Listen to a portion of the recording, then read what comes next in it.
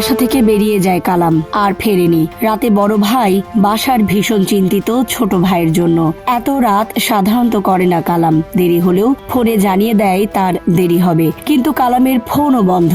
সময় বাড়ছে টেনশন। খবর পেয়ে আত্মীয় স্বজনরা তাদের বাসায় আসতে শুরু করেছে। রাত পেরিয়ে যায়, নতুন দিনের সূর্য ওঠে, কিন্তু ফেরে না কালাম। ছোট ভাইকে না পেয়ে বাসার দিশে হারা। কি করবে, কোথায় যাবে, কাকে বলবে, খুঁজে আনতে কালামকে। সবার পরামর্শে তিনি থানায় যান, সাধারণ ডায়েরি করেন। ব্যাস, ওই পর্যন্তই। দিন যায়, মাস যায়, ফলাফল যা তাই আছে। কালামের হদিস নেই। জীবন অবাক না করলে কে করবে? 28% মিল্ক ফ্যাটের অবাক করার সাথে ফ্রেশ মিল্ক পাউডার। জীবন অবাক করুক প্রতিদিন। মিরপুরের স্টার্ন হাউজিং এর বাসিন্দা আবুল বাশারের ছোট ভাই কালাম নিখোঁজ হয় 13 এপ্রিল। থানা, পুলিশ থেকে শুরু করে আইন শৃঙ্খলা রক্ষাকারী বাহিনীর এমন কোনো বিভাগ নেই ধর্ণা দেননি। সবাই যে তার মতো তল্লাশি অভিযান চালিয়েছে, কিন্তু কাজের কাজ হয়নি। আবুল বাশারের মনে পড়ল তার এক আত্মীয়ের কথা। তিনি পুলিশে আছেন, সিআইডিতে তার পোস্টিং। মনে পড়ার সঙ্গে সঙ্গেই তিনি ছুটলেন মালিবাগে সিআইডি কর্মকর্তা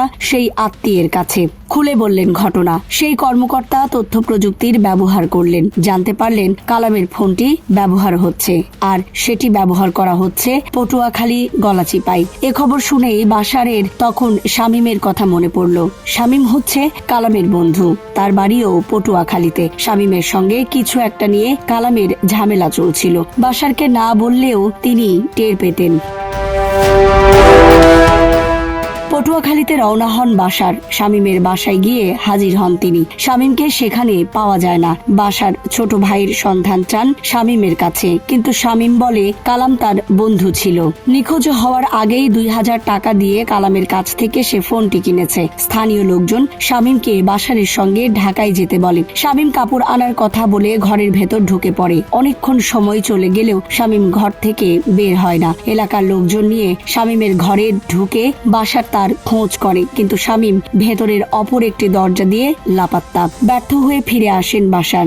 ভাইকে যে কোনো উপায়ে হোক উদ্ধার করার প্রতিজ্ঞা করেন বাশার। এই করতে করতেই 3 মাস পেরিয়ে যায়। কালাম উদ্ধারের কোনো সূত্র খুঁজে পাওয়া যায় না। বাশার ঢাকায় এসে এবার মামলা দায়ের করেন। যেখানে খবর পাচ্ছেন সেখানেই বাশার যাচ্ছেন ভাইয়ের সন্ধানে। কালামের মোবাইল ফোন কেনার সময় যে সাক্ষীর কথা শামীম বলেছিল, সেই কামালের খোঁজ পান বাশার। তিনি কামালকে তার ভাই কালামের বিষয়ে জানতে চান। কামাল বলে, আমার সামনে কোনো মোবাইল ফোন সেট কেনা বেচা হয়নি। শামীম এটা মিথ্যা বলছে। বাশার তখন নিশ্চিত যে শামীমই তার ভাইয়ের খুনি। রূপনগর থানা পুলিশ গলাচিপায় যেয়ে শামীমকে গ্রেফতারের চেষ্টা চালায়। সেবারও পুলিশ ব্যর্থ হয় তাকে গ্রেফতারে। পুলিশ শামীমের বাবা দেলোয়ার মৃধাকে গ্রেফতার করে ঢাকায় নিয়ে আসে, কিন্তু তার কাছ থেকে শামীমের ঠিকানা পাওয়া যায় নাই। পুলিশ হতাশ, মামলার তদন্ত থমকে যায়। কিন্তু বাশার থমকে যায়নি। তিনি স্বরাষ্ট্র মন্ত্রণালয় পুলিশ সদর দফতরে ছোটাছুটি করতে থাকেন। মামলার তদন্ত থানা থেকে গোয়েন্দা শাখায় হস্তান্তর করা হয় ঘটনার 3.5 মাস পর। গোয়েন্দা পুলিশ নতুন করে তদন্ত শুরু করে। নিখোঁজ কালামের খোঁজে বিভিন্ন স্থানে হানা দেয়, পাওয়া যায় না কালামকে। শামীমও পলাতক। ঢাকা মহানগর গোয়েন্দা পুলিশের কাছে মামলার তদন্ত ভার হস্তান্তরের পরও কিছুতেই কিছু হচ্ছিল না। পেরিয়ে যায় আরো 3 মাস। অবশেষে গোয়েন্দা পুলিশ মামলার তদন্তে আসার আলো দেখতে পান। 26 অক্টোবর গোয়েন্দা পুলিশের জালে ধরা পড়ে সন্দেহভাজন কালামের বন্ধু শামীম। তাকে গোয়েন্দা দপ্তরে এনে জিজ্ঞাসাবাদ করা হয়, কিন্তু অত্যন্ত শক্ত নার্ভের অধিকারী শামীম কোনোভাবেই মুখ খুলছিল না। শামীম জেরার মুখে বলে, কালাম আমার বন্ধু, আমি কেন তাকে হত্যা করতে যাব? নানা কৌশল অবলম্বন করাই শামীম স্বীকার করে। পুলিশ প্রশ্ন রাখে, বল কালামকে কোথায় লুকিয়ে রেখেছিস? শামীম বলে, ওকে মেরে ফেলেছি, বোটানিক্যাল গার্ডেনের পুকুরে লাশ ফেলে দিয়েছি। পুলিশের দল বোটানিক্যাল গার্ডেনে যায় লাশের খোঁজে। ফায়ার সার্ভিসের ডুবুরি দলের তল্লাশি চলে, কিন্তু নেই লাশের কোনো চিহ্ন। আবারও জেরার মুখে পড়তে হয় শামীমকে। এবার স্বীকার করে সে, বলে লাশ দুয়ারিপাড়ার তার ঘরের মেঝের নিচে মাটি খুঁড়ে পুঁতে রাখা হয়েছে, ওপরে আছে খাট। 27 অক্টোবর সকালে মিরপুরের দুয়ারিপাড়ার সেই বাসা থেকে 6.5 মাস ধরে নিখোঁজ থাকা কালামের লাশের হাড়গোড় উদ্ধার করে পুলিশ। লাশ নিচে রেখে ওপরে খাটে 6.5 মাস মাস ধরে সে ঘুমিয়েছে। শামীমের স্বীকারোক্তি অনুযায়ী গ্রেফতার করা হয় তার বন্ধু স্বাধীনকে। শামীম জানায় 13 এপ্রিল যেদিন নিখোঁজ হয় কালাম, সেদিনই তাকে হত্যা করা হয়। পুলিশের তদন্তে বেরিয়ে আসে খুনের নেপথ্যের কাহিনী। পুলিশ জানায় 2 বন্ধু কালাম ও শামীম একই নারীকে ভালোবাসতেন। দুজনই তাকে কাছে পেতে চান। প্রেম করতে গিয়ে কালামের কাছ থেকে 50,000 টাকা ধার নেন শামীম। ধারের টাকা প্রেমিকার পেছনে খরচ করেন।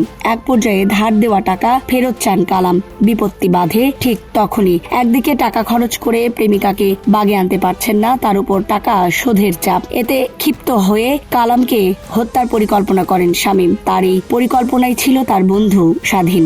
আরো 2 ভাড়াটে কিলারকে তারা ভাড়া করে 5,000 টাকায়। তারা মিলে খুন করে। জীবন অবাক না করলে কে করবে? 28% মিল্ক ফ্যাটের অবাক করার সাথে ফ্রেশ মিল্ক পাউডার। জীবন অবাক করুক প্রতিদিন। খুনের পরিকল্পনা মতে কালামকে ডেকে নিয়ে আসে শামীম। শামীমের সঙ্গে ছিল তার আরেক বন্ধু স্বাধীন এবং 2 ভাড়াটে খুনি। তারা মোট 5 জনে মিলে বোটানিক্যাল গার্ডেনের পুকুর পাড়ে বসে আড্ডা দিচ্ছিল। বোটানিক্যাল গার্ডেনের পুকুর পাড়ে গিয়ে তারা প্রথমে গাঁজা খায়। কালামের একটু নেশা ধরে গিয়েছিল।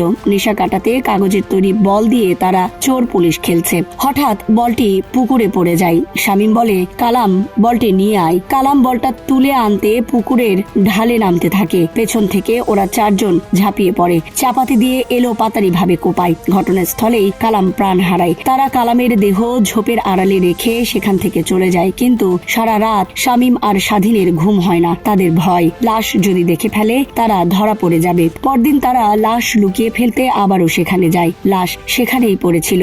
তারা কালামের লাশ বস্তায় ভরে নেয়। দুজনে মিলে দেয়াল টপকিয়ে বাইরে রাস্তায় নেমে আসে। আগে থেকে সেখানে রাখা ছিল ভ্যান। ভ্যানে লাশ তুলে রওনা হয় তারা, কিন্তু কোথাও লাশ ফেলার সুযোগ পায় না। অবশেষে লাশ নিয়ে যায় মিরপুরের দুয়ারিপাড়ার 5 নম্বর গলির নিজেদের বাসায়। তারা সিদ্ধান্ত নেয় ঘরের ভেতরে লাশ পুঁতে রাখবে। ঘরের খাট সরিয়ে তারা মাটি খুঁড়তে থাকে। 2 দিন ধরে তারা কোমর পর্যন্ত মাটি খোঁড়ে যাতে গন্ধ না ছড়ায়। সেজন্য আগেই তিব্বত পাউডার মেখে দেয় লাশে। 2 দিন পর কাঁথা দিয়ে লাশ মুড়ে সেই গর্তে মাটি চাপা দেয়। সেখানে খাট ফেলে রাখে আগের মতোই। তারপর পেরিয়ে যায় 6.5 মাস। Desk report, Dhaka express.